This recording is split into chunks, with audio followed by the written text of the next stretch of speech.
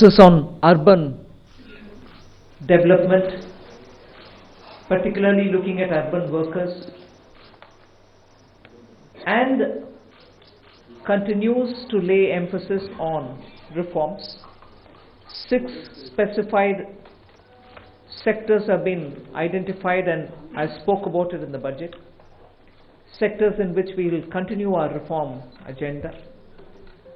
All this, even as we have continuously been engaged with the stakeholders, and interest of education and health has been prioritized. When we're talking about education, from a child in a daycare center, portion for women, lactating mothers, till the level of getting skilling done, and also for artificial intelligence and digital reading material for students and in school and colleges. Every aspect of education, and bringing in that dimension which is so critical for health, daycare, cancer centers, and making sure more medical seats are available. These are kind of things with which I'm trying to highlight. The approach in this budget has been pointed on areas which definitely need immediate intervention, outlays, and action along with the states. So Vikasit Bharat is not just being described. I've given you also what we mean by Vikasit Bharat, or what is it that we expect to achieve for Vikasit Bharat. So this budget actually has given you several things on which you can understand how this economy is being planned to take forward a route towards Vikasit Bharat. Secretaries have joined me. All of them would also come in to explain or answer and give clarity and so on. But one thing which I certainly would like to highlight is responding to the voice of the people, which is what Prime Minister Modi is known for in his administration. It's a very responsive government. And as a result, the income tax simplification, which I announced in July, is already completed in its works, and we shall bring the bill in the next week. So the income tax simplification, about which in July budget I have gone in detail to say, the work is completed within 6 months is what I said. Within 6 months we've brought the bill. It will be coming into the parliament next week. So if we are talking of reform inclusive of taxation, the work is done. This budget also speaks about rationalization in customs. Tariffs are being brought down, tariffs are being simplified, and also the basket which consisted of so many different tariffs for so many different commodities are now reduced. 8 were taken off earlier, 8 has been taken off now. So whatever remains now, 7 I think remains, and that is all about India's tariff picture. So the usual narrative which goes on, saying is India being too heavy on tariffs? No, you find that we've drastically reduced and also simplified. So this budget has so many things for all of us to talk about. The more important thing about agriculture, which performed very well during COVID and which has contributed to India's food security.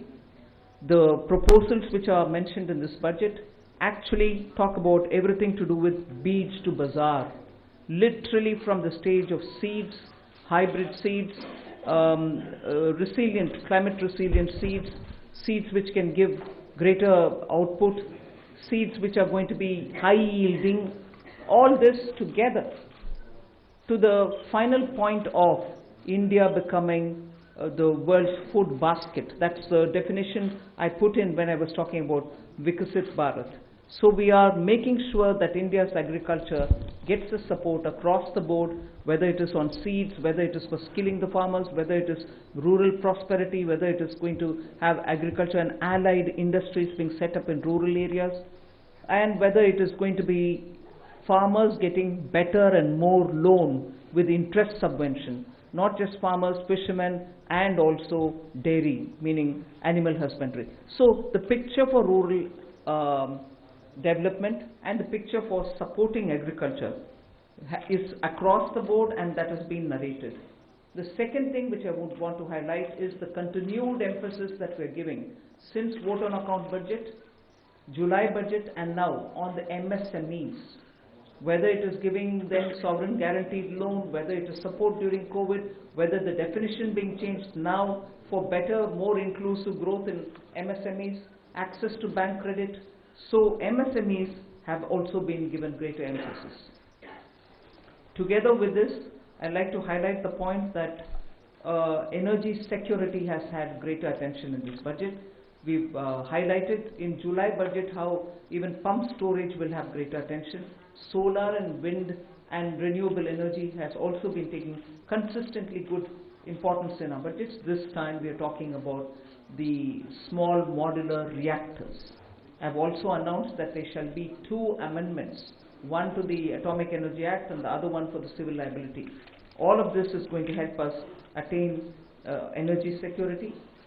Insurance sector's FDI limits have been enhanced. That is another important announcement. I'll end my opening statement with 2 things. There is no reduction in the public spending on capital expenditure. Let's put that up front. We continue to place emphasis on the multiplier effect that capital expenditure done by government has shown, has sustained us. We continue on that.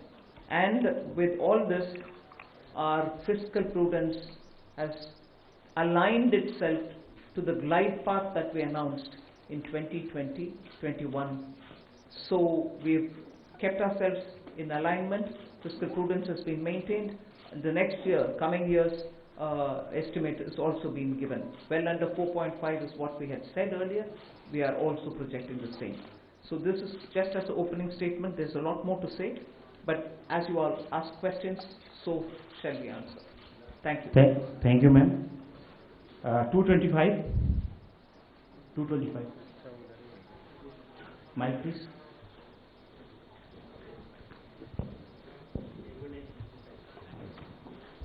Ma'am, this is Shrimi Chaudhary from NDTV Profit. I just wanted to understand, ma'am, here. Ma'am, you said the new income tax bill will come next week. Will that be in the form of draft, and where you are also going to take stakeholder comments on that? Yes, as a bill, any bill goes to the standing committee, and the standing committee will of course consult with so many stakeholders, and then it will come back to us, and if necessary, any more amendments that need to be brought in, we'll bring it in and take it forward in the House. So do we expect implementation in this fiscal year, in FY26? Do you expect what? Do we expect the implementation of... Well, let it get passed. I hope it will get passed without much of a difficulty, but it is only after its passing. Sure, thanks. 35. Front.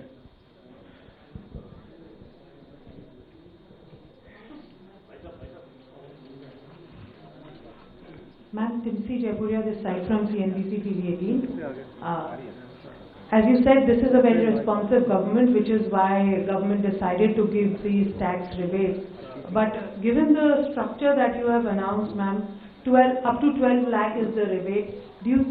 Any reason why this rebate has been hiked from 7 to 12 lakh? Is it that the incomes or salaries were not growing up to the mark, which is why government thought that this rebate needs to be given? And also, how do you make up for this 1 lakh crore of revenue loss? Will it not impact the budget estimates? Where will you get this money from?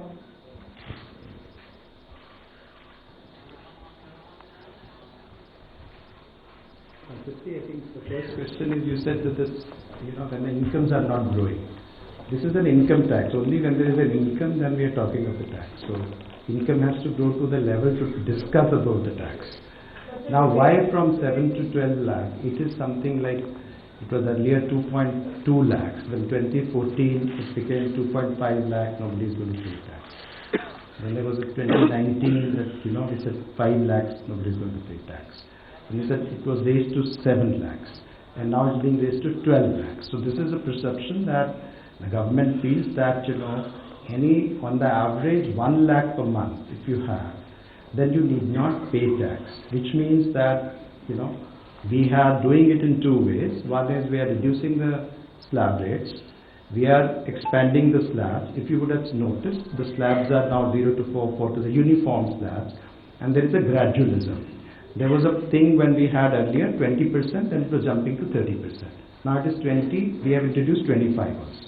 So it is a gradual thing which has been done. Now this benefits every one of the taxpayers, because whatever benefits which has come from the slabs gets transmitted across. So therefore everyone gets a benefit.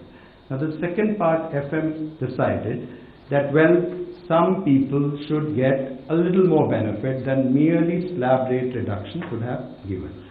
And so therefore extra rebate, so slab rate reduction for everyone and extra rebate for 7 lakhs already getting it, now 7 to 5 lakhs more people have been added.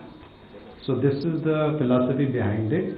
And as you said, why you do it, I think we expect that all that money which they gave, it comes back to the economy in either consumption, savings or investments, in whatever way they choose to do. I just want to add to that. If you compare what we've done today with what prevailed in 2014 under the Congress government, what we are, most often the narrative is we should put money back in the hands of the people. I want to please give this comparison for your consideration. If you compare it with the 2014 tax rates under the Congress, for somebody who's earning 8 lakhs, nearly 1 lakh more money is in their pockets today because of the amendments that we've brought in. Meaning, 1 lakh income tax in 2014 is 0 income tax now. So that money is going back to the people in their hands for those who are earning 8 lakhs.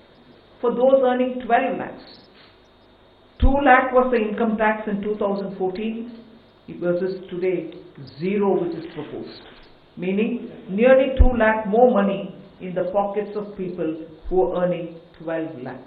Alright, did I stop it there? As Finance Secretary rightly said, across the board everybody is getting benefit because the rates have also been brought down. Not just the rebates being given to up to 12 lakhs. Rates for everybody is being brought down. As a result, take somebody who earns 24 lakhs in a year. The income tax on them in 2014 was 5.6 lakhs. 2014. For them, now it is only 3 lakhs. The rate change has benefited somebody who earns 24 lakh as well. So 2.6 lakh rupees more in the pocket of people who are earning 24 lakh. So it is not just those who are up to 12 lakh because they are not paying any tax at all, because rebate is given to make up for the tax amount which they have to pay. It is not just up to 12 lakh. Even for others, benefit is accruing, and compared to what it was in 14, that much amount of money is going back to those respective money earners. Just compare it with 24 tax rates, which is prevailing now and what is being proposed. I would like to draw the comparison. 8 lakh people, many, those who are earning 8 lakhs, 30,000 rupees more is being put back into their pockets, meaning they would be paying 30,000 in the prevailing tax, 8 lakh salaried wale. Now they pay 0 in the new proposal. Similarly, 12 lakh salary or income wale would have 80,000 rupees tax to pay in the current prevailing taxation rates.